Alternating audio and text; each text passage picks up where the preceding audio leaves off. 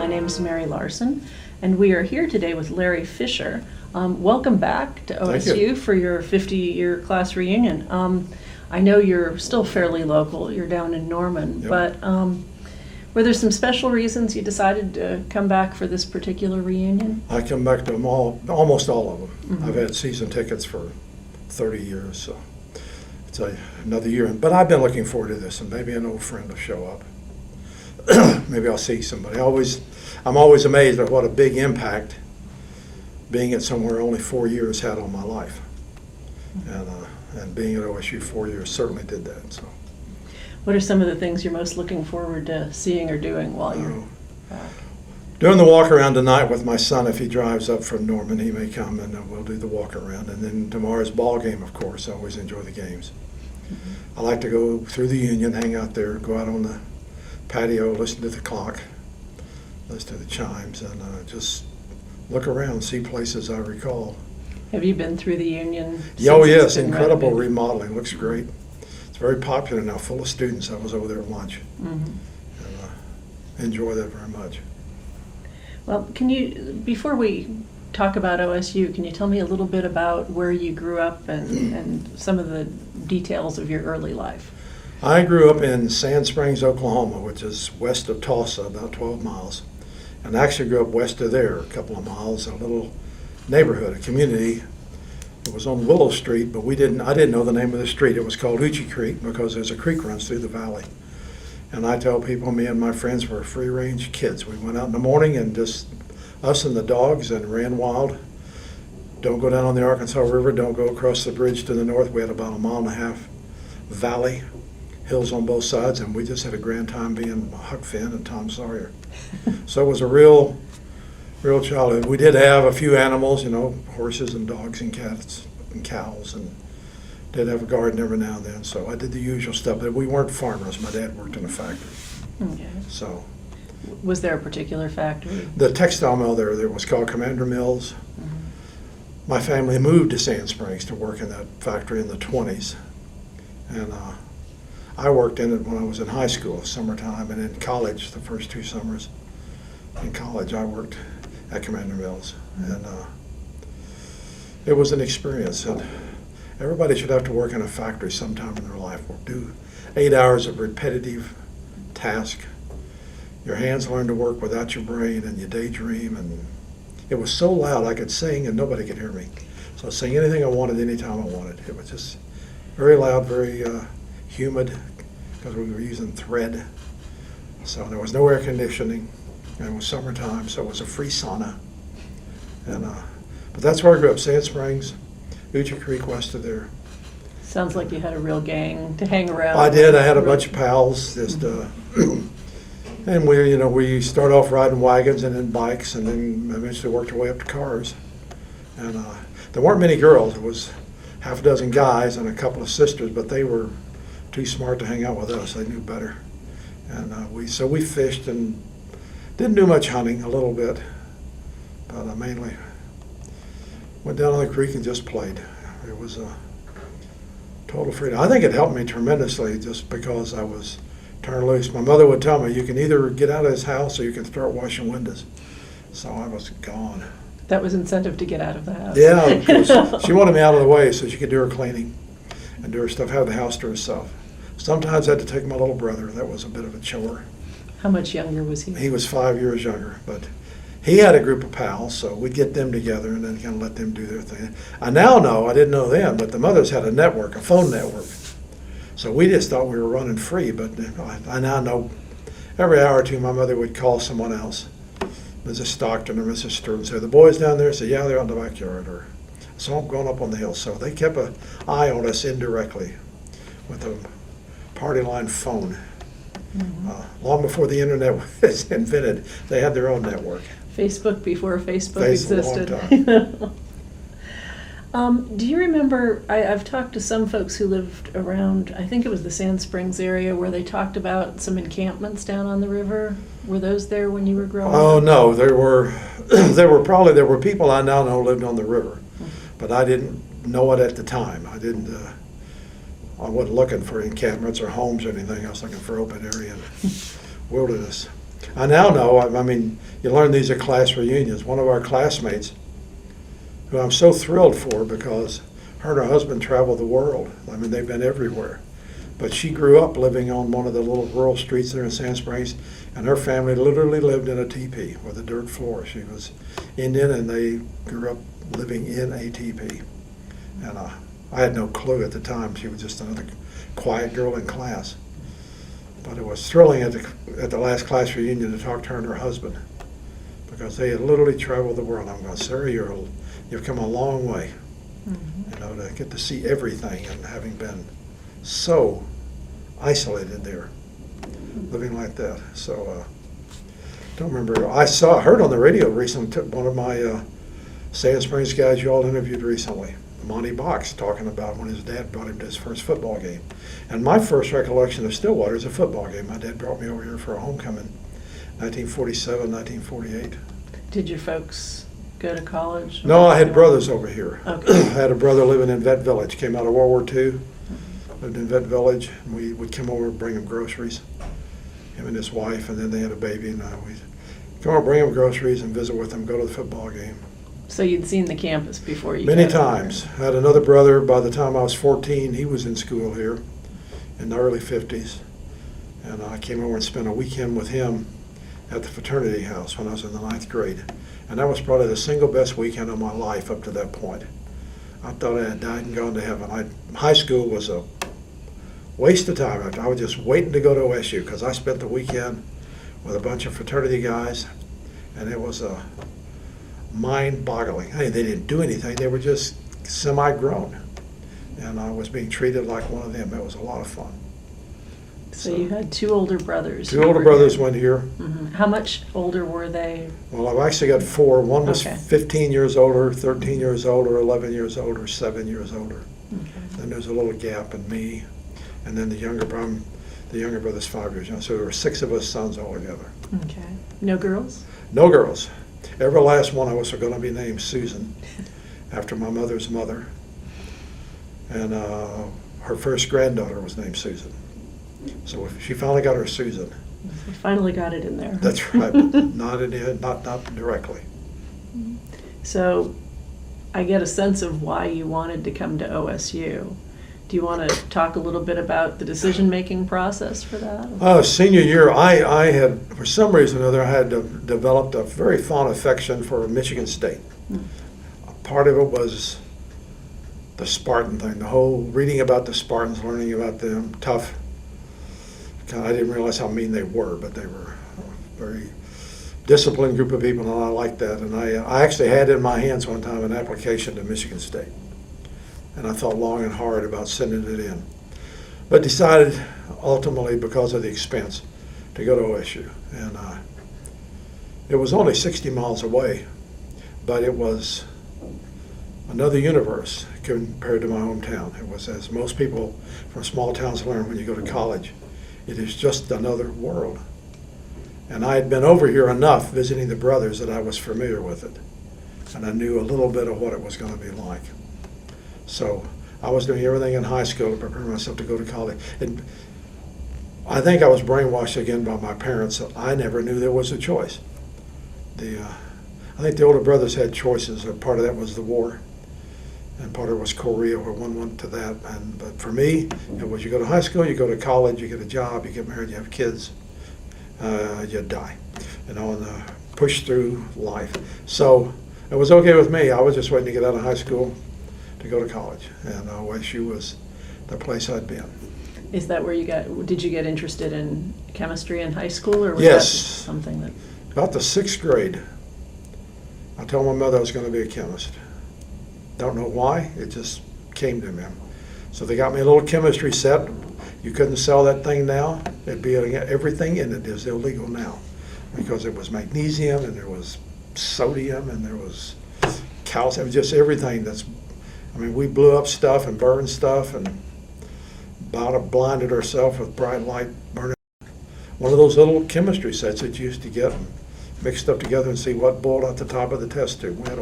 Me and my pals had a wonderful time with that. But so now it's all baking soda and salt. But back then, we had the real stuff. So we played with that, and I happened to get lucky. Sand Springs hired a young teacher, him and his wife, and he was the chemistry teacher, and he was extremely good. And I don't think he took a particular interest in me. He just liked the subject, and he liked students learning. And his wife was an English teacher, and she went on, Look magazine named her Teacher of the Year.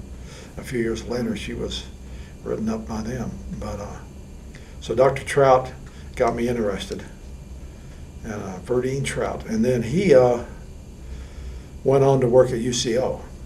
So I got to see him. I was on a project at UCO doing a study for them, and got to meet him on a faculty interview thing we did, and brag on him, tell everybody, that guy over there, he's the reason I'm here.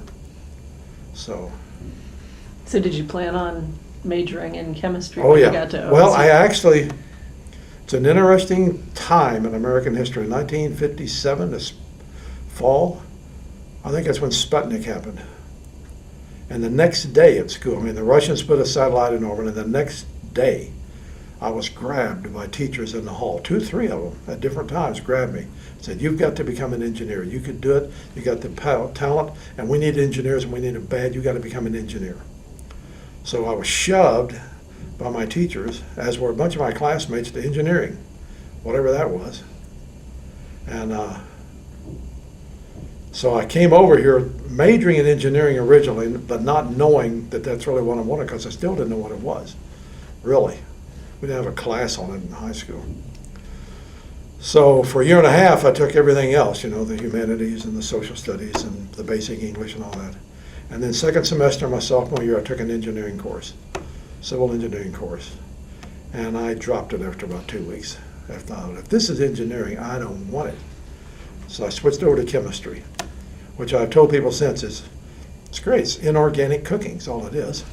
Mix up the recipes, see if it turns blue or blows up or whatever. So I switched to chemistry. I like that a lot better. Those engineers are very picky about their straight lines and the little vectors and right angles. I didn't care for that a bit. I'm not a draftsman. So chemistry was a much better choice. So chemistry it was once you had the class. Yeah, that was my original goal to begin with. So once I actually had an engineering class for 2 weeks, I thought, I'm getting out of here before he grades that next test.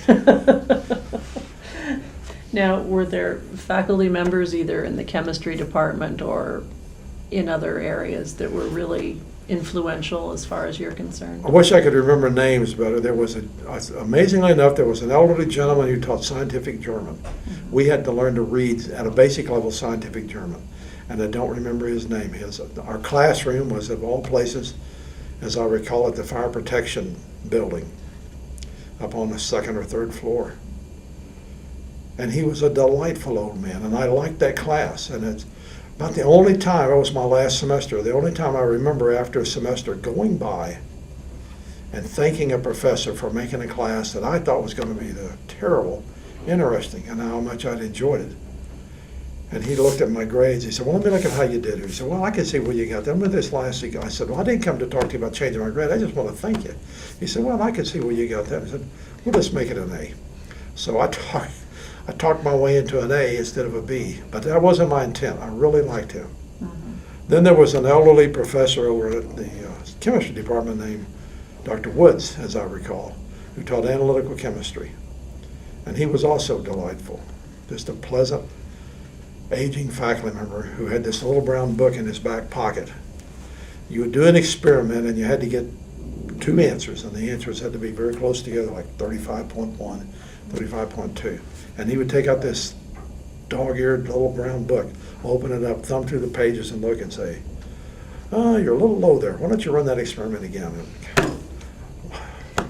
How much is a little? I'll give you another number. I'll go out in the hall and come back. But we had to do the whole thing over because he had the answers in his book. But I enjoyed that class very much. And some of the ROTC, I majored in ROTC. I took that to advanced ROTC. Some of the ROTC professors were very good. There was a Captain Wolf that I enjoyed very much. Big guy. And I don't recall the name, but there was a sergeant over there who was the tallest soldier in the United States Army. He'd gotten into World War II when they didn't stop you on height. He was like 6'11". Wow. And he was a good sergeant, and I got to play volleyball against him, and he just about killed me because his spikes came from the third floor. Now, you mentioned a minute ago that you had some of your classes in the fire Had that one class in the German fire. class As there. I recall it, we were in, that's where I remember it being.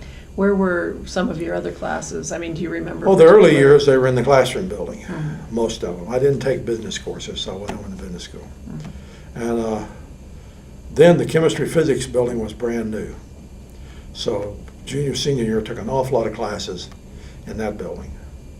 And I'm looking forward to going to the Bellman Research Building because it's where the old dairy barn was. Oh, and it's beautiful. And I'm looking forward to seeing it.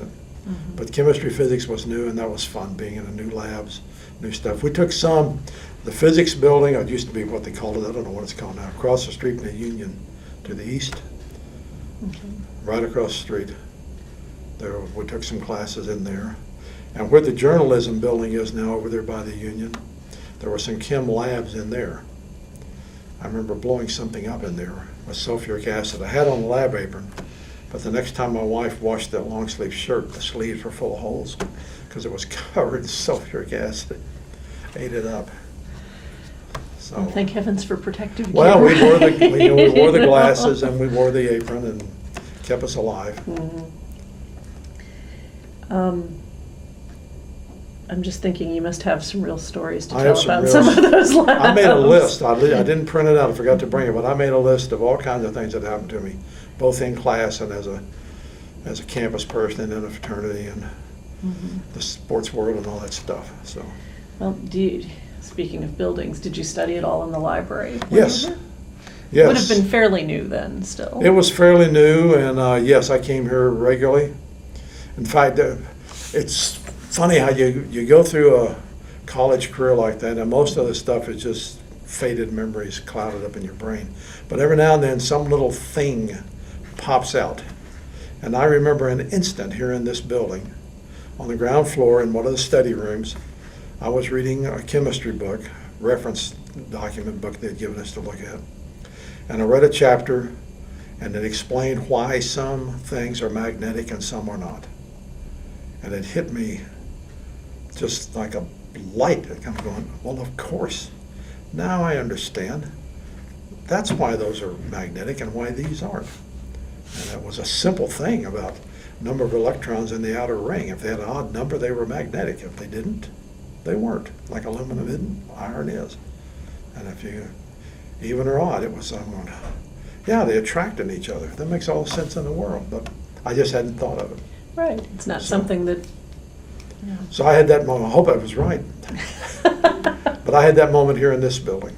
And I had a lot of dates here, a lot of study dates. Ah. We come here, get a date, we would come over and do homework together. Mhm. So this was a social hangout as You know, well. a little bit of a social. We'd go to the Union, Mhm. get a drink, cup of coffee. Well, I didn't drink coffee. We'd get Coke or something and come to the library for a couple hours and go back to the Union and kind of close it down, take her back to the dorm, Mhm. kind of thing. Now, speaking of student housing, I think you were in a fraternity. I was in a fraternity the whole time. I never lived in student housing at all. Okay. So which fraternity? Delta Chi, they're not here anymore. Okay. But like all guys who have ever seen the movie Animal House, it was our fraternity in many ways. Mainly the look of the house. We lived in two wood frame houses. We had or 306 South Jefferson, there was a wood frame house with a drive between, and on the other side was another wood frame house, and an elderly lady lived downstairs, and we rented the upstairs from her. And then there was a garage apartment in the back that had been converted, and we rented that. So we had this horseshoe fraternity house in these two wood frame houses in this garage apartment area. So was she informally your house mom? No, or- she was just She a lady who the lived landlady, downstairs, and or we had a house mom who was the house mom, and she Mhm. lived in the main house. yeah, how many lived in the house that you? Well, do when I recall? got there were 40 or so. We had a big pledge class, 13 or 14. The next year we had like 21, and the numbers went up to about 70. And we let a few guys live in Bennett Hall or in the dorm simply because we didn't have room for them. Mhm. So we got pretty big during that time period. That was my first 2 years in college. But then that second year I met a young woman, and by the third year I was married. So the fraternity had to take care of itself. I had my own fraternity. Why did you pick that particular? My what was it about brother, Delta Chi? my older brother Connie, had been a Delta Chi. Okay. He had gone in the Army, done his military duty, come out and used his GI Bill money a little bit, and then went to OSU to get a degree in music education. He became a music teacher. Taught at Sand Springs, taught at Bristow, taught at, I don't remember, it was Hominy or Nowata somewhere, but mainly Bristow and Sand Springs. But he was in the fraternity, so I got introduced. So I came over, and I had a couple of things they wanted. One, I was a legacy, so they had no choice. But two, I had good grades in high school. I never met a fraternity yet didn't need a grade point. So I had a good high school grade, so they said, snap him up, he studies. Was this particular fraternity known for anything special, or? Well, the year before, they had won sweepstakes in the homecoming house decoration contest. Was it the year? No, it was that year. They had been doing homecoming decorating, but they won sweepstakes my freshman year. And then my sophomore year, we won first place in house decoration. And the junior year, they won sweepstakes again. So they got very popular for that. Now, were the house decks a lot like they are now? Yeah, I got pictures of them I can show you okay. a little bit if you want to see them. Sure. Very much so. I'll tell you one funny story about one of the house decorations. The third year, when I wasn't involved, we had moved to University Boulevard. There was a sorority house. I think it was the Kappa Deltas. We bought it from them to get more space, and it faced Bennett Chapel. There's a parking lot now. But I went over there because I was married and doing my thing, and I went over to see the house decoration. It looked gorgeous. They had built this futuristic city with all these Logan 3 kind of things, all these modern buildings. It was kind of an emerald city with fast cars and flying planes. Very elaborate, very lit up, a lot of electricity. So I'm standing across the street with one of the members, and I said, that must cost you a fortune, an electric bill, because look at that thing. And they said, not costing us anything. I go, what do you mean? He said, look at those 2 trees. Well, there was a big tree on the corner by the fraternity, and across the street there was a big tree on the curb near Bennett Chapel. And I looked up high, and about 20 feet in the air, there was an extension cord running across the street. So I went over and looked, and they had found an outdoor plug at Bennett Chapel. And they were running the house decoration with Bennett Chapel electricity. I don't know what when they the electric did. bill came in. It was only a couple of nights. Oh, right. No, but that would have. Oh, I'm sure they're going, we got to turn the lights off in this building. We're leaving them on way too much. Yeah. I can't believe that he get caught. I mean, this cord ran right across University Avenue. But it was high enough to stay out of the trees. But People just aren't looking up.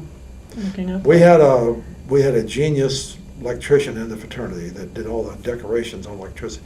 He went on and moved to Tulsa. I'm not going to give his name, but he spent decades in Tulsa selling his services doing Christmas decorations for people in their homes, because that's what he did. He was extremely good at it. But he was also sneaky. Well, what was life like in that particular fraternity house before you ended up moving out? Oh, it was, most of the time it was a lot of fun. It was just a bunch of guys doing what guys do. We had some pretty serious behaviors. We'd have one formal dinner a week where you had to wear coat and tie, eat with a knife and fork, and act like you knew what you were doing. The house mother kind of monitored that and make sure we behaved ourselves. And we had to do chores, and particularly the pledges. We had to do chores. You got demerits if you didn't clean up like you were supposed to, and do all the chores assigned to you in the time frame, and that was monitored by people. What we did not do, and one of the reasons I pledged Delta Chi, they were a little older group in some cases. I was never physically, and nobody's going to believe this, but I was never physically harassed. I was never made to wear gunny sacks under my clothes or hit with paddles or anything. The closest I came to being harassed was the week I was being initiated.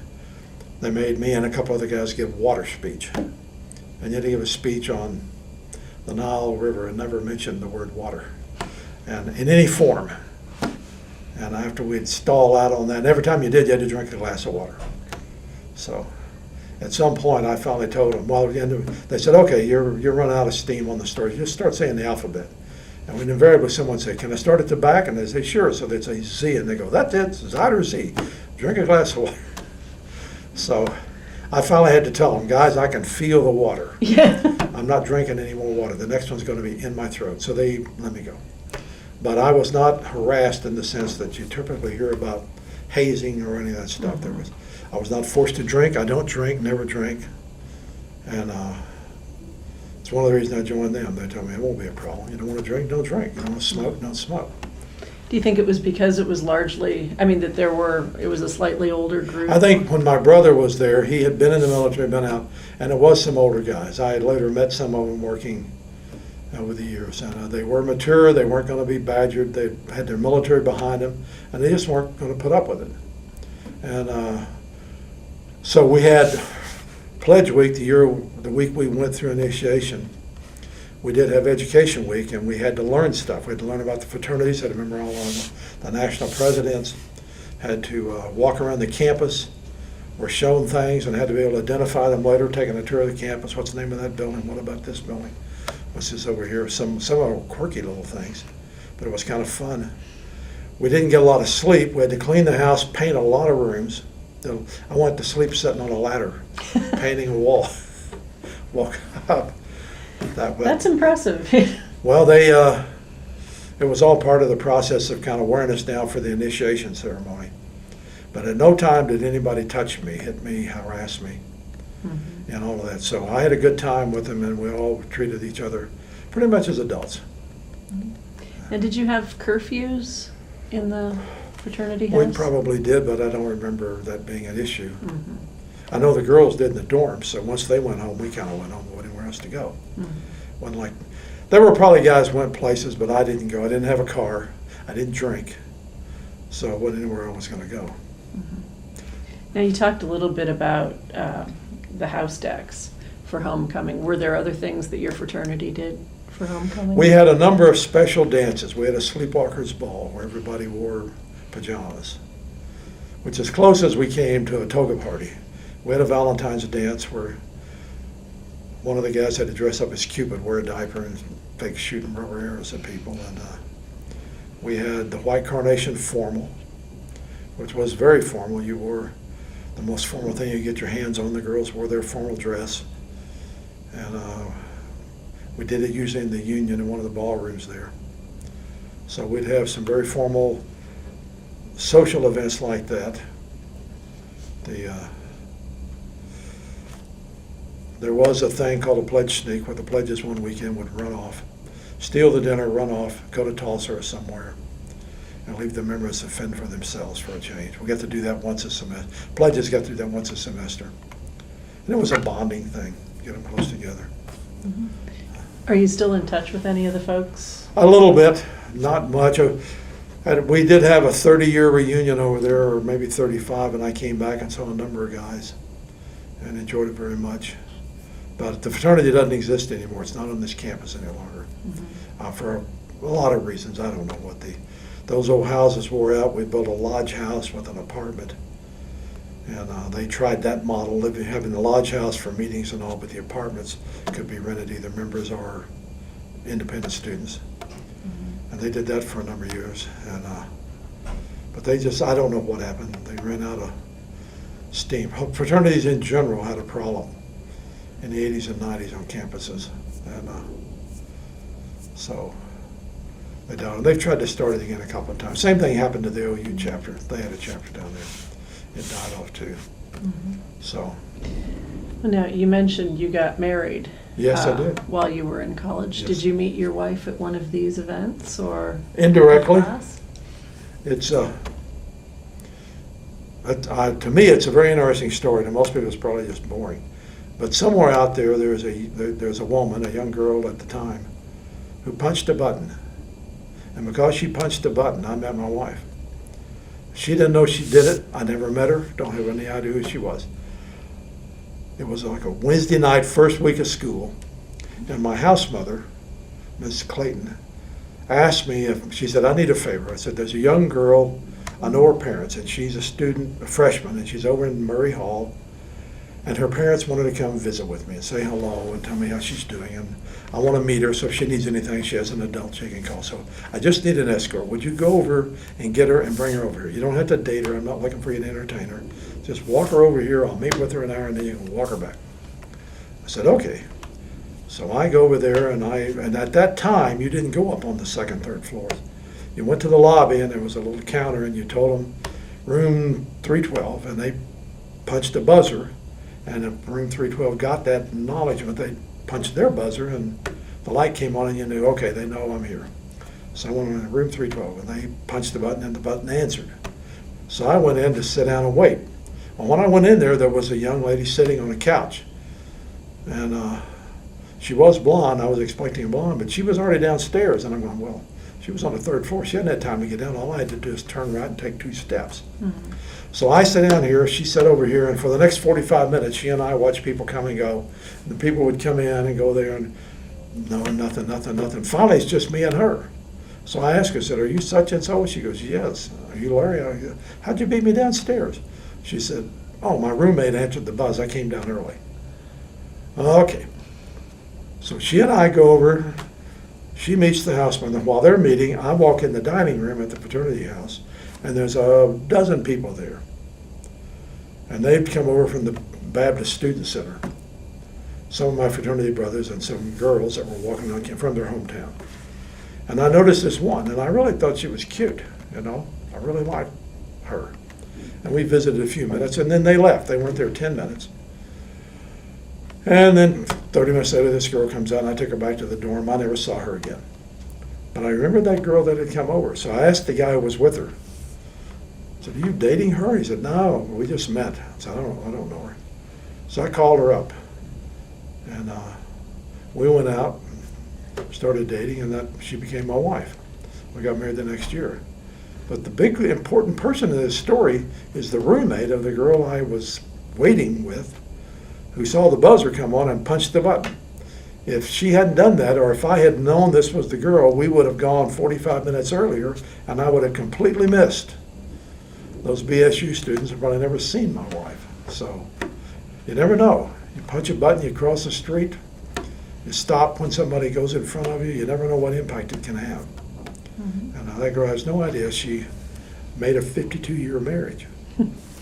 Now, where was your wife from? Was she from? She was from Enid. Enid, okay.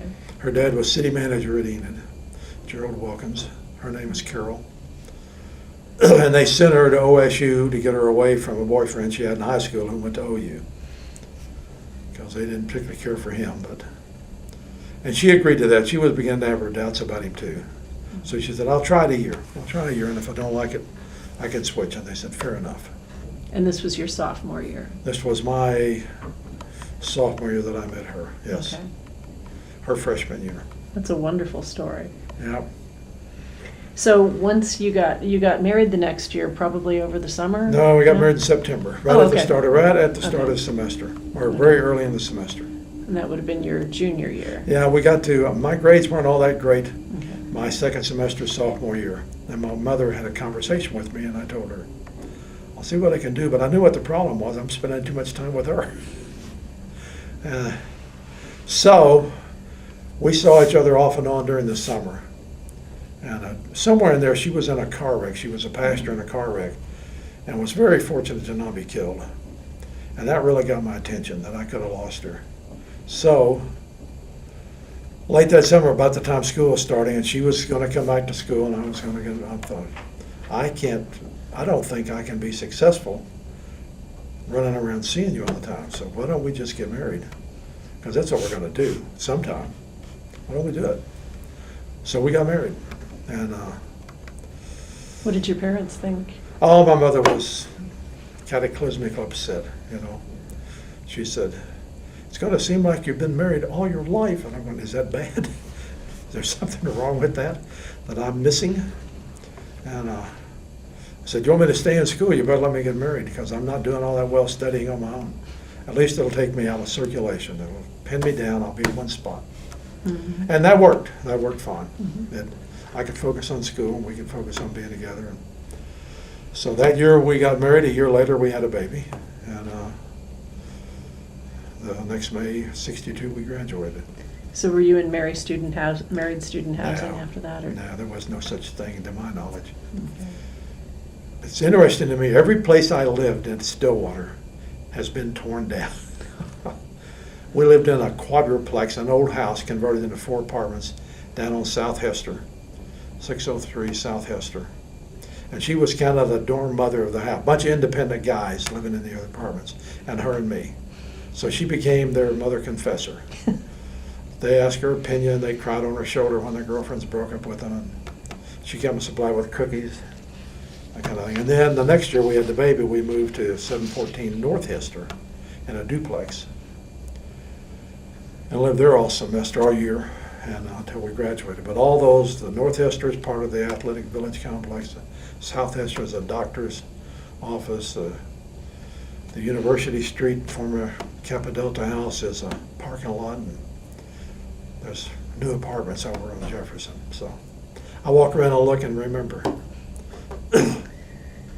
Well, I know that once you were married, it might have been tougher to be involved in campus organizations. Yeah, you just weren't as interested. Right. But prior to that, were there any groups that you were particularly involved with? No, I was in ROTC. And when you go in advanced ROTC, you're involved. I did not get in Scabbard and Blade. I could hear those guys going by at 3 in the morning doing Jody calls, running. And I was married by then. But I was active in ROTC. I did get involved with the sports activities in the fraternity, volleyball, softball, some of those things. Flag football, played a lot of those. I don't recall, I don't think I joined any campus social groups. Mm-hmm. I did one time, my career as a professional entertainer, I worked for student entertainers.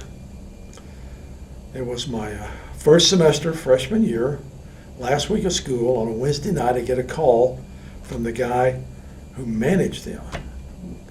I want to say Arch Alexander, but I don't know if that's the right name. But he called me and he said, "You're Larry Fisher." I said, "Yes." He said, "I saw you play the piano at the Interfraternity Sing." He said, "You really did a good job." I said, "Well, thank you." He says, "I was wondering if you'd be available to play the piano Friday night at a dinner. There are groups having a dinner, and they just need background music, and then there's a band. You play for an hour, and then when the band comes, you'd be free, and we pay you $5.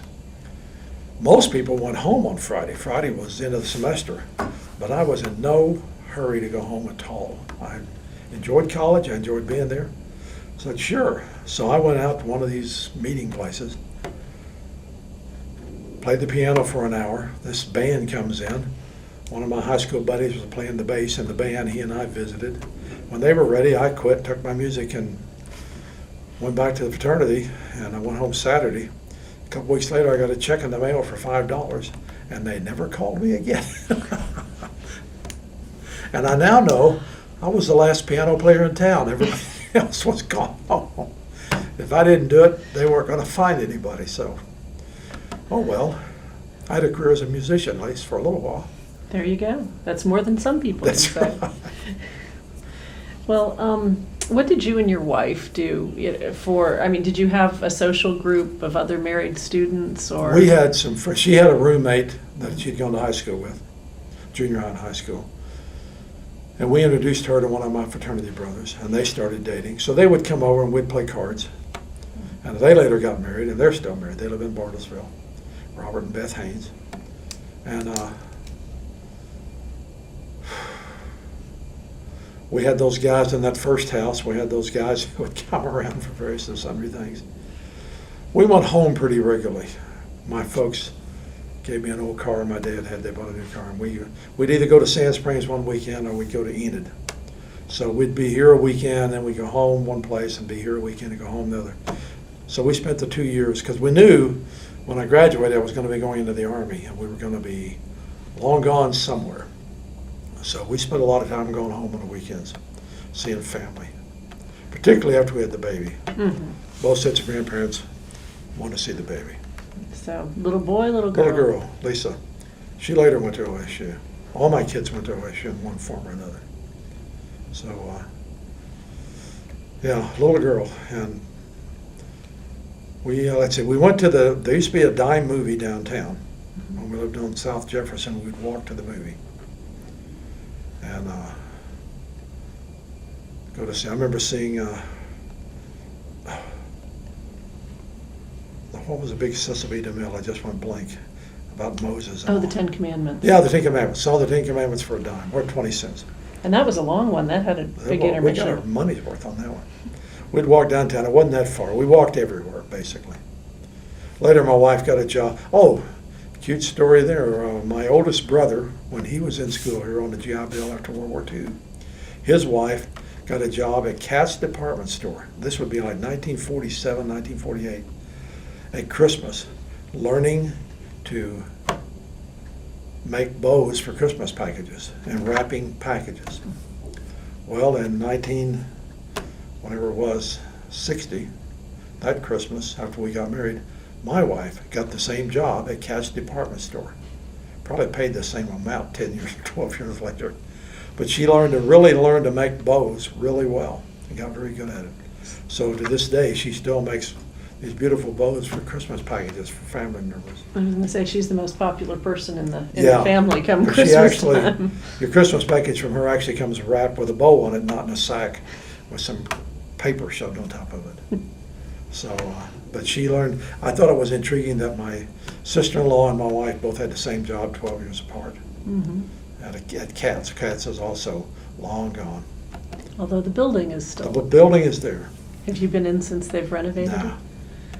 They still have the cat sign Oh, do they? downstairs. That would They be have fun front to ones see. downstairs, yeah. So, but Yeah. that's mainly what we did. We didn't do a lot. We spent a lot of time at home just being a couple. Mm-hmm.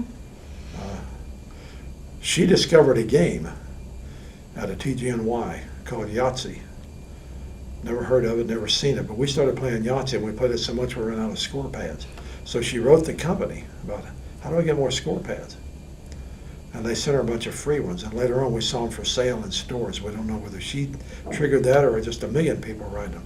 Because Yahtzee is now a very popular game. Everybody knows how to play it. You can get it on software and play it on your computer. But we were playing Yahtzee before anyone else. Mm-hmm. And then playing cards with Robert and Beth. Mm. Had a good time doing that. Did you go to any sporting events while you were in college? Much Even as I before could. that? Used my student thing, would go to the football games. Went to some of the basketball games and a few baseball games, but mainly the football games. Mhm. And never And- lived too far away. Any particular players you remember from that era? Sure, from the 50s, my all-time favorite Oklahoma State football player. In fact, I've been working on a book of sorts about my history with Oklahoma State football.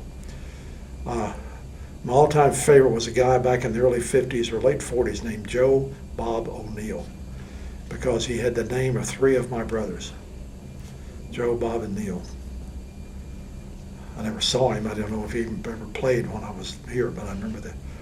One of my favorite players back then was a guy named Earl Lunsford. Earl Lunsford they played both ways, defensive back and a fullback, tough as nails. There was a guy named Dale Minert. Minert was a big middle linebacker, played in the pros. And when I was at OSU, he was there when I was in high school. Made all conference, probably made All-American. I was over at the athletic department checking out a volleyball for something. And while I was talking to the man checking it out, I felt someone walk in behind me. And the man looked over my head and says, "Well, hello, Dale." And I turned around and it was Dale Minert, big as a tree. And close as I came to meeting him. And he just towered over me, and I remember it going out. And that's why I don't play college football. And another guy named Dwayne Wood, who was a running back, outstanding player in the blue-gray game. I got to meet him once. He attended the class I taught. And still looked a splendid specimen of a man. He was very healthy. So those are some of the names. Oh, and I did like, we had a guy named Jim Dillard, a running back, and we had a wide receiver named Chester Pittman. Chester was a little beat even black guy, the first black guy to play at OSU. And I saw last year they had an article about him in the paper. I was thrilled because I always wondered what happened to him. Because he was fun to watch, and they used to, Gunsmoke was a big TV show, and it was called Mr. Dillard and Chester. You know, they made a spoof on that. So I enjoyed that. Now, your class would have been the second one to go all the way through the university, I think, with The it name. being OSU instead of Oklahoma A&M. Yeah. How do you remember how students reacted to the change at the By time? the time I got here, it was accepted. I think I should mention there is such a thing as called a false memory, where you think you remember something you did, but it's something somebody told you. So I'm going to tell you what now may be a false memory, but I think it happened. I think my senior year in high school, I came to the homecoming game. My brother, I think, was here, and my older brother bought season tickets, and I may have come with him. But anyway, that was 1957, and they were changing the name of the school, and they talked about changing the mascot. And the mascot had basically been Pistol Pete. The original, he was still alive, the old man. And there was talk they were going to change the mascot, and we're all very upset. To what? And how? And at halftime, a stagecoach came onto the field, and the field used to have a track around it. The track meets were held in this field. And the stagecoach drove all the way around. An old 90-year-old or so, Pistol Pete, was riding a shotgun. He was up there with a shotgun, which he probably fired. And everybody's cheering like crazy. And then they announced, ladies and gentlemen, we now introduce our new mascot. And they opened the door of the stage, and out got the first person that I saw wearing the Pistol Pete head. He was in the stagecoach, and that was going to be our new mascot, the Pistol Pete that we all know and love now. And of course, the stands just went crazy because they were afraid we were going to get a who knows what, a duck or a chicken or something. So we got Pistol Pete himself and got to see, so I got to see Pistol Pete eaten. And it was maybe the next year he died, something like that. But for one glorious minute, that's a long ways from being the Tigers like we were originally. Yeah. Well, I think we were meant to be the Princeton of the Prairie. The Princeton of the Prairies. With the orange and black. Yeah, I remember telling Robert Kahn that story, the former president. He was on a board I was directing one time. So we talked about that, the Princeton of the Prairies. Now, You don't want to tell you about when I got thrown in Theta Pond? oh, sure. I was going to say that's actually on here, so. Oh, is it? Twice I got thrown in Theta Pond. The first time was my freshman year. I had a romance. I started going with a girl. We got what they used to call drop. You gave her a necklace and all that. And my fraternity brothers said, well, when you do that, we throw you in Theta Pond. So they hauled me down there and pitched me in. Nobody told me. I was impressed. I was thrilled with the honor until I stood up. Nobody told me Theta Pond was 40 years deep in duck poop. I mean, I went into my knees of squishy stuff. And I couldn't bathe enough after I got out of there. And they took my clothes, or at least my shirt. So where's my shirt? I said, I don't know, we lost it. Well, that night we had a flag football game, and I go to the game, and here comes the girl I'm going with. She comes walking up, and she looked vaguely familiar besides her being herself. I realized she was wearing that shirt. So that was cute. She had on my shirt. And then the second time, we had won that homecoming decoration first place. I was in charge of getting it built. So after we got the trophy and all the next week, they grabbed me up. In fact, I was in a place called McCaffrey's Drug, which was the hangout for everybody. I came outside and 6 guys grabbed me and carried me down to Theta Pond and threw me in again. Now, did you get thrown in when you got engaged? I bought my way out. You could buy candy or you could buy cigars or candy cigars. When I started going with the next girl, I bought my way out. I felt the mud on the bottom of Theta Pond enough. And it was just, I thought I'm going to catch wisteria or something. I can get tossed in this place. Now, I don't know if they do that anymore. When my brother was here, about 5 years later, they cleaned it. They drained it, and he got to be involved with cleaning Theta Pond. They completely drained it. All the students came down and carried muck and probably fertilized all the pastures and made all the cows healthy and everything. Yeah, I've seen pictures of that. Yeah. Now, was Sam the alligator in Theta Pond? I hope not. I heard the lady on the radio telling about Sam being chained to the Pi-Fi sofa one time by the Betas. Yeah. But I never saw the alligator. Of course, people talked about that, but I think he was gone. I think they had taken Sam away by then. That would have been 1958, 1959. Mm-hmm. So Sam must have been gone, but I didn't wait around to find out. You were too mired in duck. Yeah, it was duck residue. deep from half a century of critters being in there. Now, you mentioned that you were in charge of the house deck Yes. that year. What all did that involve? I mean, that must have been that's a huge production. Well, everybody had to get involved, and you had committee chairs doing different things. I had a guy in charge of electronics, had a guy in charge of gathering resources, had a guy in charge of getting the backdrop built, had a guy in charge of building the Golden Idol, had a guy in charge of building the volcano, had a guy in charge of, I mean, we had crews, and I remember the electronics guy, who was this one who later robbed Bennett Chapel. I said, what do you need in terms of resources? He was in charge of electronics. He said, I need 2 people of my own choosing and nobody asking me any questions. And he says, That's I a need good sign. $100. We had $300 for the budget. So I gave him $100 and no questions. And he picked 2 guys, and God knows what they did, but we had a hellacious volcano. So what did you have as your scene? The theme was Autumn Shocker. Autumn Shocker. So we developed the Isle of Autumn Shocker and had that sign out front. And we had a golden idol. We had a little village hut. At the tropical isle, we had a volcano with fire coming out the top. And we had this wonderful, some group came out with this jungle theme music, very romantic with animals in the background. So we played that over and over and over as the background music. And it was quite spectacular. We about lost it. We had a bad windstorm on Wednesday, tore up the volcano. It was made out of brown wrapping paper, so we had to make a decision on Thursday morning. We tore it all off and rewrapped it in a day. At least we knew how to do it this time. Yeah. And I've used 50,000 staples to hold it together. But there were a couple of days there on campus. It was very hard to find a student paper because we needed a lot of paper to stuff in the backdrop. And I later found out the committee in charge of resources followed the delivery guy. And took most of the paper. They leave 2 or 3, but took the rest. And by 7 in the morning, the papers were all gone on campus, and by 9 in the morning, they were all in our backdrop painted blue. So it was. So that's what you painted stuff. I mean, We you spray painted the painted, paper. and we about pulled the front of the house off. It got so heavy. You can see it's kind of sagging in one picture. We put yellow lights in it for stars. I mean, it was spectacular. That's one of the pictures I can show you. Not a very good picture, but it's a picture of it. That's wonderful. So we won first prize.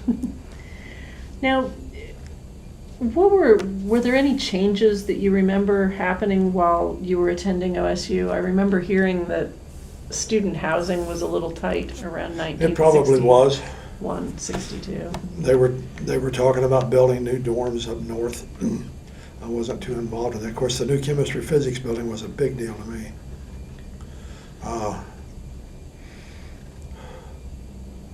What were they expanding and adding to? Boy, I just don't remember. Were there any new programs or majors or any key events that you remember? There was tremendous pressure on engineering. There was tremendous pressure on getting people in engineering, and because of the Russian Sputnik thing. And there were more female students coming in, going into that. And I should mention, because I think it's worth mentioning, there were more minority students. And justifiably so, there always should have been. But it was only a few years before that they were not allowed to enroll here. And one of my lab partners was a black guy. And we probably got to be lab partners because nobody else wanted us. But we got along fine. We did our experiments. We did well. And I enjoyed working with him. He was a nice guy. We had a good time. My wife took a dance class before we were married, our first semester. And her dance partner was a black guy from Ethiopia. But he was to us, it was a strange phenomenon. He was very unusual looking. He had very Caucasian features, but he was as black as anyone I've ever seen. And she kept saying, he's Ethiopian. And I said, yeah, he's black. She said, but he's Ethiopian. I said, I said, I don't care. It's not a problem for me. He's not doing anything. But he just was so unusual because he did not look like anyone else I knew. His features were so fine. Of course, since then I've seen 1 million people from Ethiopia, and they do have very fine features and they have a marvelous history tied back to Judaism, the Ark of the Covenant, and everything else. And Haile Selassie was a big visitor here. So, but recognizing that something's going, because I was raised like everybody else I knew in my life, basically racist, benign racist. It wasn't a big thing because I didn't know anybody black. But the more I met, the more I realized this doesn't make any sense. Why should I dislike somebody because of skin color? What does that got to do with it? By 1967, I literally took an oath to myself. I am absolutely through with racism. No more ever again am I going to tell any racist jokes, participate in racist conversations, or do anything like that because it just makes no sense. And one of the best decisions I ever made, because I would have had a very unhappy career if I hadn't done that. Mm-hmm. Do you think a lot of that had to do with getting out of the town you grew up in and sure. coming to the university where you had a more diverse For the first time in my life, I was exposed to people from other cultures. You know, and it wasn't just that, it was, I'd meet people from New York City. One of the first guys I met, first night as a pledge. We're all excited, we're happy, we're sitting around the fraternity house about 9 o'clock, and a big old guy from New York City was 24, he was coming back to college late after the military, says, well, let's go get a pizza. And I said, what's that? And he grabbed his chest, he goes, what? I said, what's that? He said, pizza? You never had pizza? I said, I don't even know what it is. And he looks at me, he says, child, it is time for your college education to begin. You got any money? I said, I got $5. He said, that'll do. And they took me down to a little place across from McCaffrey's called the Pizza Palace and ordered a cheese pizza. They want to start you out simple. We don't want to overwhelm your senses. And I ate a slice of cheese pizza and thought I had died and gone to heaven. The greatest meal of my life up to that point. And every semester after that, I celebrated the end of the semester by going Friday night for the next 2 years to the Pizza Palace, ordering a cheese pizza and eating it by myself, taking about 2 hours to do it, just because I could. While everybody else was gone, they'd gone home on Friday. So, and it's been a curse of my life ever since. I don't drink, but I love pizza, God. And I'd love, without Alex Merck, I never, don't know what I'd have found out about it. In the fraternity, when we would study in there at night, somebody started coming around with homemade sandwiches, what they called poor boy sandwiches. I didn't know what that was. It was a hoagie loaf sliced open with some ham and cheese inside and a little mayo or something. But he would come to the fraternity house 10 o'clock at night, and you're there studying. Does anybody need a sandwich? Man, they pour out of there. He sold 1 jillion of those. I don't know who that guy was, but he probably got very rich. He's a genius. Door-to-door hoagie sandwiches or poor boy sandwiches, because we all ordered those, and that was fun. I'm trying to, my wife and I, one of the early dates we had, we actually went to there used to be a cafeteria downtown, and you could walk down there and eat like a Furs or something. Mm-hmm. We went in there and ordered the usual blue plate special, a meat, potatoes, green beans, a roll. And she got a glass of milk, which I thought was kind of unusual with a dinner meal. And then we go to eat those, and I'm eating mine like I always do, and then I look at her, and she's eating all the meat. And that's all she's eating. So I'm eating a little meat, and a little green beans, and a little potatoes, and a bite of roll. I look again, and now she's eating the green beans. She's eating, and I watched her eat each of those things one at a time. And then she kind of chug-a-lugged the glass of milk. I thought I was going to be sick. I thought, you can't do that. And she goes, what? She says, eat one thing at a time. She goes, why not? I said, it's just not done. Who does that? She goes, I do. But that is the strangest thing. Almost into the romance. I just thought, can I possibly go with a girl who eats one whole thing? Mine have to come out even. A waitress can kill me filling my tea glass because I've had half of it gone, and now the meal's half gone, and now I got a full glass of tea and I have to catch up. So she finally broke the habit and learned to eat things, some of the kind of pattern. But I teased her for years about that one thing at a time, Carol, eating her meals like that. Does the rest of the family do that too? Now her family, her mother had a lot of digestive problems, and they ate very basic. She had never eaten gravy. I don't know if she'd had sausage. Nothing spicy, certainly not pizza. So I got to introduce her to pizza, which was great. So her mother's idea of the perfect vegetable was wax beans. If there's a more appropriately named vegetable, I don't know what it is. I know it's a lot of people's favorite, but it's not mine. Yeah. So, but we did.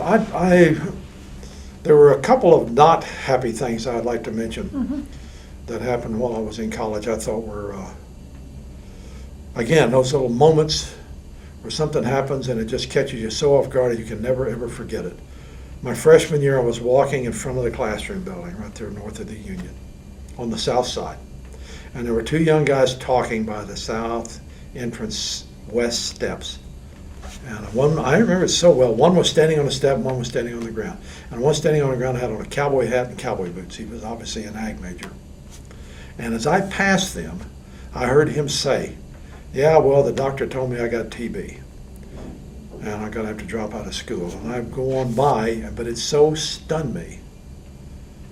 And I got a little far, I turned around, looked back at him one more time, and I've never been able to forget that, and I've worried about him ever since. Now, I now know that at that time they could actually treat TB very effectively. And he probably went to the sanatorium in Tallahena and got good treatment and got well and came back to college a year later. I had a high school football coach, an OSU alumni, Cecil Hankins, got TB while he was in high school.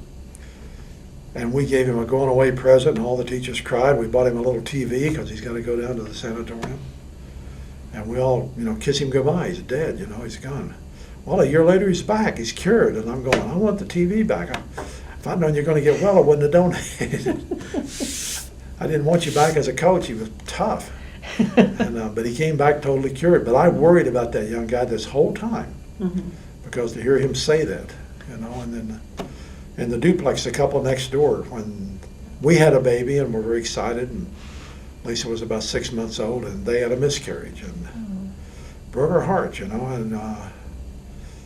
thinking, how do you handle that? How do you deal with losing what is to us such a joy? And so there were it wasn't all fun and games. There were, and we were so broke. Oh my gosh! I mean, our pizza at that time was Chef Boyardee out of the box with only what came in the box. We didn't add any toppings, couldn't afford them. And we borrowed $800 from the Lou Wentz Foundation our last semester. And that's what we lived on for an entire semester, $800. And it just was tough. Our folks gave us some groceries and stuff, but we just I had to focus on school. I'd switch majors, so I had to take some extra classes. I had a load. And graduating was a push, but we got through it. And I took a class, toughest class I ever took was inorganic chemistry. I think that's the toughest class anybody ever takes. And the teacher graded on multiple response test. He'd give you a test with 4 choices. Any, all, or none may be right. And it was graded right minus wrong. So I remember one question, I got the logic exactly backwards, and I lost 4 points on one question because 2 of the answers were right, 2 were wrong, and I got them backwards. So a typical grade, average grade was 36 out of 100. And it was scary, and I had to have this course to graduate. I had to have at least a C. And I had the test, and I go in, I go in and check with him a little over halfway through the semester and said, "What is my overall grade?" And they said, "You got a D." And how can I have a D? I haven't had a D on any papers. I had C's, but he said, "You're in the bottom third." And I'm in the bottom third because a third of the class has dropped it. Everybody's flunking, it's running for the woods. So please rethink that. You can't give me a D if I haven't had a D. So I guess he reassessed it. But anyway, we got to the last exam, we took that. And then the dean came in and made an announcement. He said, "I know a lot of you are trying to graduate. If you make an A, B, or C in this class, you will graduate with a BS degree in chemistry. If you make a D, you will graduate with a BA degree in chemistry. If you make an F, you will not graduate. And you have to come see me about what we can do about a summer school." Well, I had to graduate. I was committed to going in the Army. I had an ROTC commissioning. I had a job at Conoco till I went in the Army. And there must have been 30 of us standing in the hall in the chem physics building at 10 o'clock on Saturday morning of graduation, waiting for the grade to be posted to see if we graduated on the last test. And I did. I got my grade. But there were guys who didn't graduate. And they got family in town. Graduation's at 1 o'clock. And they found out at 10 in the morning they're not graduating. That's rough. Talk about scary. So when the last semester was over, I was one stressed guy. And I went to work at Conoco, and I would be sitting at home and suddenly jerk thinking, I got to study. And then, no, I don't. No, I don't. I just got to go to work, which was wonderful. Well, what did you do? You mentioned that you went into the military after your job you had a job at Conoco until you went into the Army. Yeah. Went to Conoco, worked in the analytical chemistry labs. I remember one project we worked on was we were trying to develop a biodegradable detergent before the government made Conoco develop a biodegradable detergent, trying to get something that the bugs in a sewage system would eat before it got in the river. And I was helping the scientist, Dr. E.W. Boyer. I was helping him on that project, running his samples and testing them. And we had a good time doing it. The best thing I was able to increase his samples dramatically by adding more equipment and working. We went from 12 samples a day to 48 samples a day with no loss in time, and which was a huge help to him. So, and then I went in the Army in February 1963 in the Chemical Corps. Amazing degree in chemistry, and they put me in the Chemical Corps. What a stunning thought. And I liked the Chemical Corps. It was fun. I taught nuclear weapons effects, and we used tear gas a lot, and I got to wear gas masks and scare people to death. You got to still blow things up. Oh, blew things up, and I went to El Paso. They sent me to El Paso, and I was one of the base chemical officers. You've seen in the movies where they take the Army soldiers and they put them in a little building and they make them take the mask off with the tear gas in there. I ran that exercise. I put 20,000 people through that in 2 years. And I probably laughed at the first 10,000 because I knew what we were doing and we weren't hurting anybody. But they were just scared to death. And it was kind of an adult fun house. I would go in and take my mask off and stand in the corner when we fired it up. So they would see me over there with no mask on. If I stood still, didn't touch my face or move around, I could stand there a long time. And they'd say, well, it can't be that bad. That guy didn't even have a mask. So they'd take their mask off and inhale, and it would make their nose run and their eyes water. And but then we modified. They started sending people to Vietnam, and we started doing the whole exercise, which included using chlorine gas. And that was very scary because chlorine is quite deadly. It was used in World War I with great effect. I had a teacher of gas, but chlorine gas, and I never fully recovered. So that scared me to death, and we were very careful with that. I didn't want to kill somebody in a training exercise. So we used a very small amount, but still, those exercises were threatening, worrisome. Yeah. But I did that 2 years, and I like the Army life a lot, but my wife says, can we see if we like civilian life? We never really tried it. We've been students, we've been Army. Can we try? So I got a job offer at Texas A&M to teach civil defense of all things. So we moved to College Station. Well, and that was the era where civil defense was. Oh, it was a big deal, big deal. You know, the fallout shelters, bomb shelters, all that stuff. I taught all that, and I taught radiation effects and radiological monitoring, and we did all that, and I had a great time. Traveled in the state of Texas, hauling our 250-pound lead container with radioactive cobalt in it, and the Geiger counters, we'd hide them out in the yard, let people find them with the Geiger counters, kind of an electronic Easter egg hunt. Worried to death I'm going to lose one of those 6 tablets of radioactive material. And but I did that, worked at A&M 2 years, and then had a friend tell me about a job at OU, which was closer to home. We wanted to be near. Our parents were older when we were born, and we thought they're going to need us at some point. So we moved to Norman to work at OU. And plus with the grand. And we had 2 kids by then, yeah. and get them closer to where they could see their grandparents on a regular basis.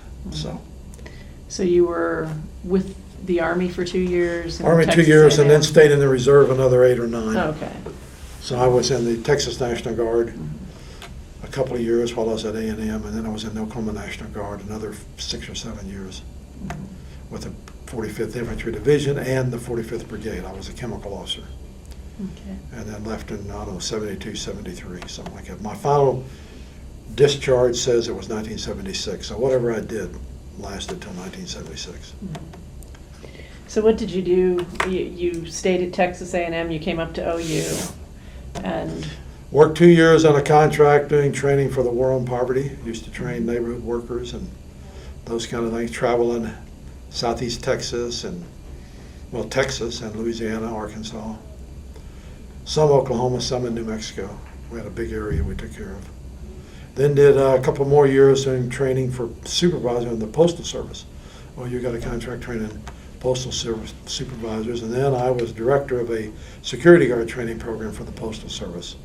With a 3-week course to train their security technicians. so how did you go from teaching about chemistry and radiological effects to doing some of these personnel A development lot of reading, training? a lot of reading, a lot of talking to the staff. When I went there to OU, I thought everybody else had been there 2 years. I found out later nobody had been there 2 months. There were 40 of us, we were all brand new to this program. But it was a brand new program, so nobody knew anything about it. So we read, we studied, we got instructions from the feds on things they wanted. A lot of it was technical stuff on how to keep the books. I didn't teach the financials. How to keep the books. I spent a lot of time helping local community action agency directors draw organization charts. Saying, now who's going to report to whom? And we draw the charts. And I'd done that in the Army also. I mean, I learned a lot of organizational skills in the Army as an officer. So, but you just learn. You teach yourself. You learn from each other, you go to conferences, you learn there. And then with the Postals, I'd already been doing management and supervisory training with the War on Poverty civil defense thing. We did fallout shelter management. So we did all that stuff. And it's really fun. I got to go back to Texas A&M about 4 years ago. And the last year I was there, we did a simulation exercise. We would go into a city like Arlington. And I would go in there for 6 weeks and make a reference library of all their resources we could find, all hospital beds and basements and everything. And then we would go in and do a 3-hour simulation where we'd take all their department heads, put them in a room, create an artificial emergency, and then put them through a series of events where they had to solve the problems. And we used that resource manual to guide them. And I did that 2 or 3 towns, Grand Prairie, Arlington, Sherman. And that was a lot of fun doing that. We communicated with them by internal telephone systems we set up.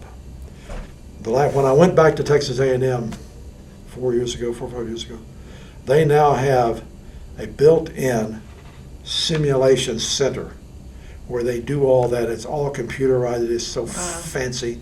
They've got this fake city, and all these people come, like the Dallas top people will all come there and run a simulation doing all these emergencies. Of course, we were covering nuclear weapon thing, but now they cover everything, tornado, floods. They've also got a plane, a ship, and a city that's wrecked. And they have to go in and do emergency rescue. It trains fire departments on how to dig in a rubble pile. They got rubble piles they'll restock every night, and then they got to come in and dig in the rubble pile, remove a dummy that's trapped.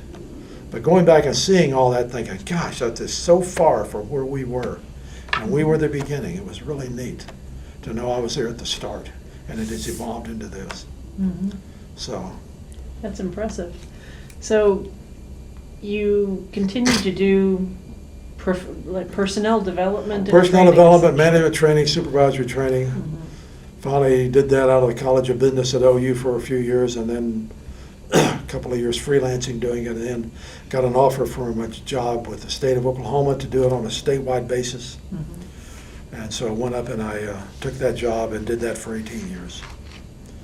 And I had a good time, had fun. Feel like we had some real successes. You know, all these historical marker signs you see around the state? Mm-hmm. Those are because of a project a woman named Mary Brewington had to do because she took a class we taught.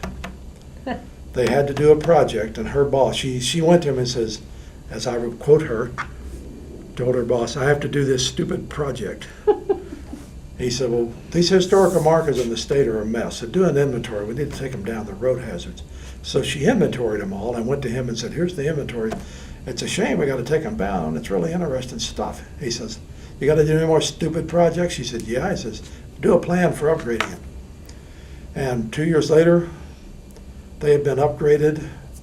And Mary Brewington told me, I saw her one time, she was all chubby-cheeked. She says, Fisher, I need this thing to end. I've gained 17 pounds eating cookies, drinking punch, and dedications. Everybody in this state thinks they need a historical marker for something. However, Flower Club, Lions Club, Sertoma Club. But she lost the weight, got a promotion, and the historical markers are all over the state because of a training program that started in my office. So that kind of thing is very rewarding. Mm-hmm. And we have lots of those, but that's one that's very visible. Yeah. Well, and I understand too that you were national president of one of the organizations. Yeah. Do you want to talk a little bit about that? Yeah, that was the Association of State Training and Development Directors, people in other states who did what I do. They had a national group that I got active in, and like a lot of national groups, I thought you had to campaign hard and work hard to try to be national president. But it was more like, what sucker can we stick this with next year? You've been there, you understand. So I was national president, and it was a lot of fun. I loved those people. We had a really good network, and we would trade courses with each other, trade material. When computers came along, we could trade them electronically. That really helped. And if I was going to develop a course on performance appraisal, I would contact 15 states and say, what are you doing on this topic? And they would send me their materials, and vice versa. And then we'd have national meetings and bring in top-name authorities and speakers to tell us about what they were doing and how their national programs ran. It was very good to go to the national meetings and see those. Mm-hmm. So I became very good friends with a network of people around the country because of that. And it's still going on. In fact, I was by the office this morning, and Joyce Smith is at one of those meetings. So they're still doing it. Mm-hmm. Well, and my understanding is, too, you end up doing a lot of training here. Not a lot, but I do some. When they call me, I've mm-hmm. done classes up here. That's fun. Mm-hmm. It's fun to come back. I did it in the old Union before it was remodeled. I'd love to do one of the new seminar rooms. Mm-hmm. I did it over here in a building I'd never been in, over west of the west of the library. It's kind of a twin building to some other on campus, but I'd never been in that building, so I taught a class in there recently. But they'll invite me up to do a creativity class or problem solving, something like that, which I appreciate the opportunity. It's a lot of fun. It's always good to get alums back on campus, too. Oh, I come up here. I was going to say, it sounds like you're up here for the games. I have been known to drive from Sand Springs through Stillwater just so I could stop at the Union, get out, go sit on the balcony or under the balcony over at the Union, listen to the chimes, look at the formal garden, think about getting thrown at Theta Pond. And like I said at the beginning, it is amazing how 4 years, that's all I lived here, 4 years could have such an impact on your life. But it was a culture change beyond description. I worked with a guy in that cotton mill, a classmate, before my junior year, and we're sitting there working in the mill. And we're kind of between jobs, and he goes, Fish, I got it made. I go, what do you mean? He says, I got it made. He said, I got the wife, we got the baby, we got the trailer on my folks' property, and I got the job here at the mill. I'm set for life.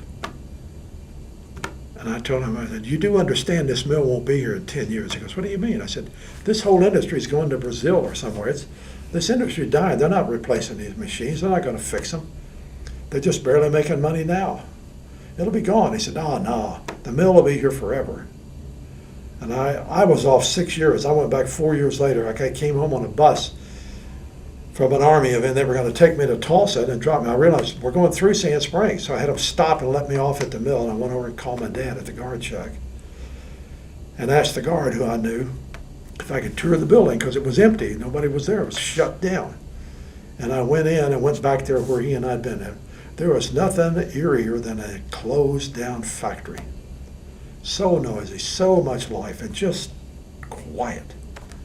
And I stood there where he and I were and thought about him and thought, wonder what he's doing now, Mr. I got it made. Nobody ever has it made. You better stay current, you better stay caught up. I'm still learning to use the computer. I use it a lot. I've used it since 1982, but I'm still learning. I'm doing Skype and OOHRP with grandkids and my daughter in Wisconsin and my grandson in New York. And I'm taking online courses because I have to.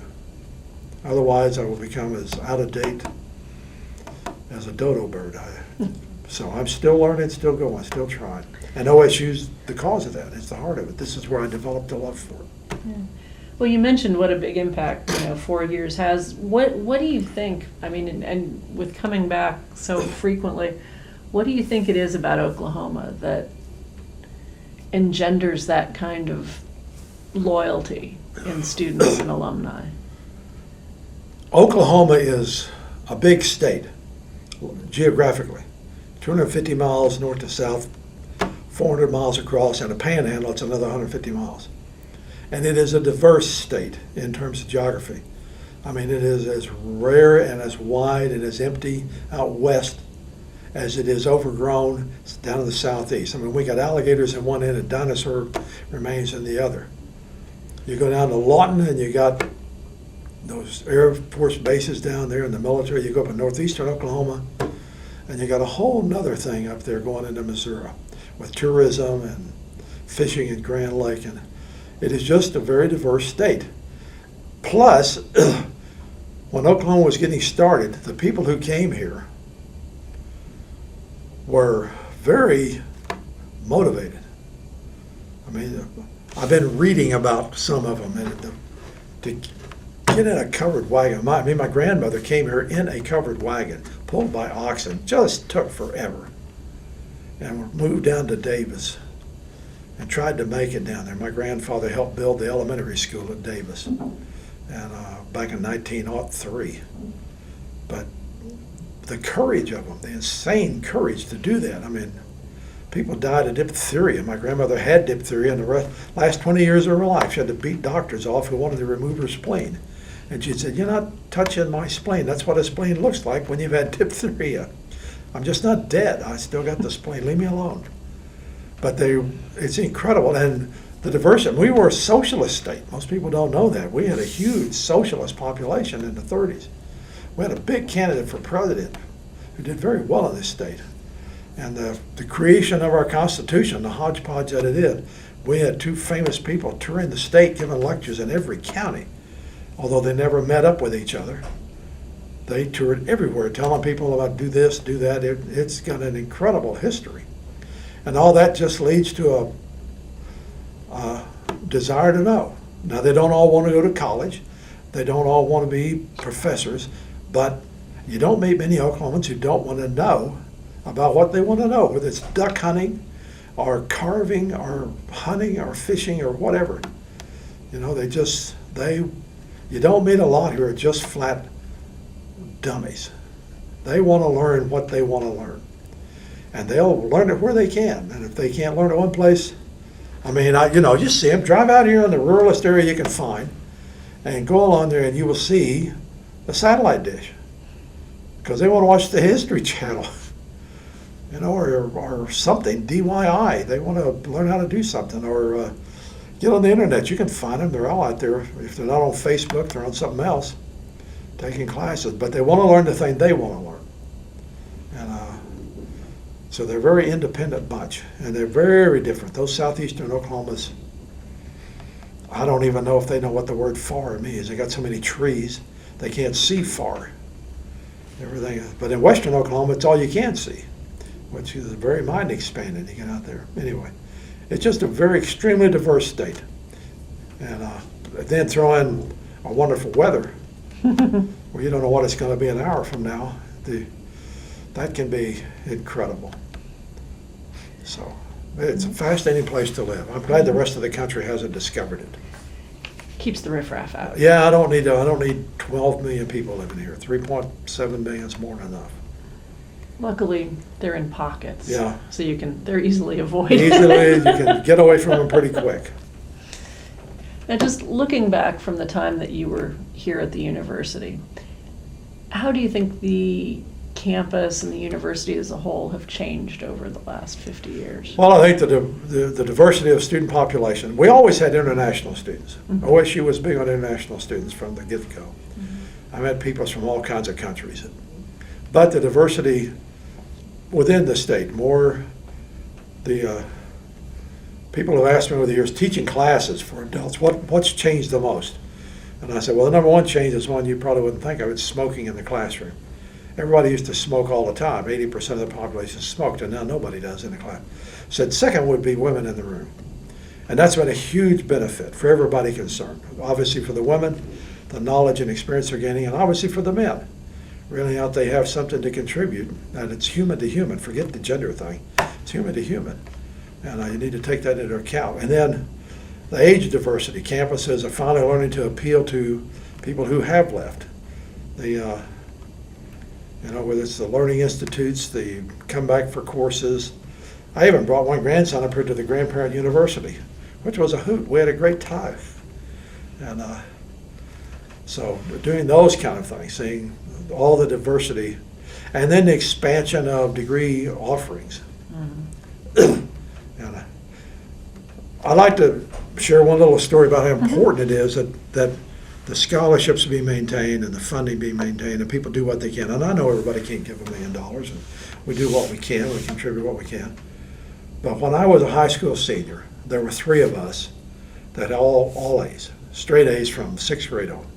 Only 3. Strangely enough, 2 of us played the piano, 1 didn't. But he was the class president, he was the captain of the football team, he made all district football, and we all had straight on. He was an excellent artist too. We got to the second semester of senior year and we decided, or somebody decided that we ought to take typing. Might be good for us. Boy, did they not realize how predictive that was, prophetic. But we started taking typing, and it became obvious very quickly that the typing instructor, his grading system was such that we were not going to make an A in typing. We just weren't. The girl dropped it. She wanted to maintain her 4-point. I kept it because I thought, I think I'm going to need to know how to type. I think it would be helpful. And the other guy kept it because he needed the class too, and he thought he might want to know how to type a little bit. Well, by the end of the semester, she had dropped it, took something else, and still had a 4-point, and she was valedictorian. And she got a $4,000 scholarship to Baylor, which at that time was, I don't know what that would be worth now, $20,000, huge. Yeah. I finished second. I got a B in typing. I got an unrestricted scholarship for $2,600 from Armco Steel factory there in Sand Springs, which I could use anywhere, any way I wanted. And I used to go to Whitehurst Hall at the beginning of the semester, walk in, and there was a very attractive secretary who said, she'd see me and she'd say, how much? And I'd say $200, and she'd put a check in the typewriter and hand it to me. That's all the paperwork I ever had to do. The third guy, he got a C. He got no scholarship. He got an offer to play football at Panhandle A&M, which he turned down. And he went to work for an oil company in Tulsa, and he never went to college, never graduated. But later on, he went back and did continuing ed and stuff, and he was very successful. And he became mayor of Sand Springs 4 times, and is beloved. And honestly, he became a personnel director for his company. But I can't help but think, if he could have done that without a degree, what could he have done if he had been me with a degree and Army commission? He could have been a general. I mean, he had the talent, he had the knowledge, he could have been all of it. And the difference in this was strictly money. He just didn't have it. And the only scholarships available were the ones we applied for. I mean, we all got the usual $200 from OU, OSU kind of thing, but we all needed money to go to school all 4 years. I mean, that $2,600 got me through paying tuition for 4 years. But he had a wonderful life, but what a loss to America, because what could he have been if we could have taken advantage of it? So you never know who you might help with a little donation, or maybe $20, but you never know. Mm-hmm. So do what you can, folks. Yeah. Now, we have the advice to the general listeners out there. What advice would you give to OSU students today, or those who are thinking of going to OSU? Well, the usual thing about major in something you love, do something you like, but don't anticipate that this is going to be your career forever. I mean, I got chemistry and ended up teaching motivation classes after going through civil defense and the war on poverty and postal training and security guards. Keep your options open. Develop what the guy, Stanford professor, calls peripheral vision.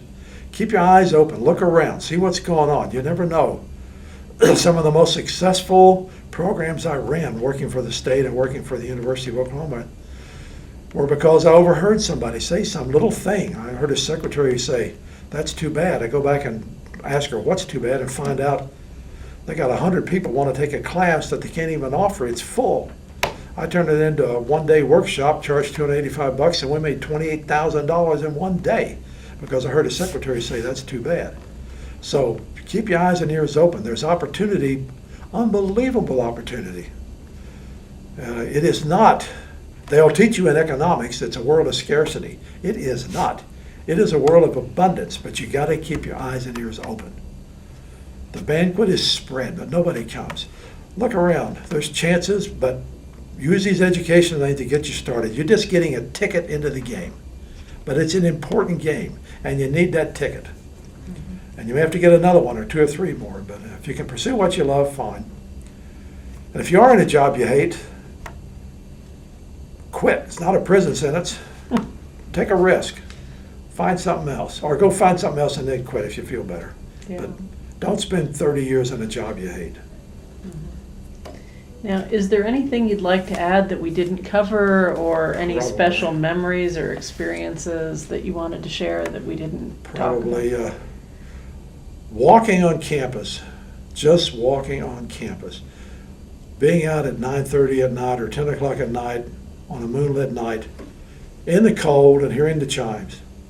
I had a friend who's a graduate here who went to London, England. She's in England. She's at Trafalgar Square. She's looking at the needle with Lord Nelson on top, and Big Ben begins to chime. And she said, "I thought, this reminds me of Oklahoma State." You will not believe how these chimes will embed themselves in your soul. So just do that sometime. Go outside, go sit on one of those benches at Theta Pond, and wait till the chimes go off, and look around in the moonlight and the lights. Or just walk across campus, look at the flowers, look at the gardens. One of my favorite classes, which I didn't do all that well in, but was a botany class, and we walked the campus identifying trees. We would walk over to this building, and that was a tree of life. And over here was a forsythia bush, and down there was a elm tree and whatever. And that was a fascinating class, just to walk around campus. And they had deliberately planted all these different kinds of trees to teach botany. And I had to take one more science class. So enjoy the experience, have a good time. Oh, you may get your heart broke. I got mine broke for sure my freshman year, but next year I got a family out of it. So don't give up, don't quit, don't ever get so discouraged you think life's not worth living, because I need the truth. Hang in there. It won't be, I don't know how long they'll last. With the internet and virtual learning, all of this may be gone someday. This may be a giant museum all its own. We walk around and people say, they used to go to class in these buildings, but now it's all computer stuff, and you do all the classes at home. I hope not, but certainly move in that direction. The growth of online learning is exponential. Mm-hmm. And I've had to learn to teach that way because I got no choice. Mm-hmm. And but enjoy it. Enjoy yourself. And whatever you're doing, enjoy it.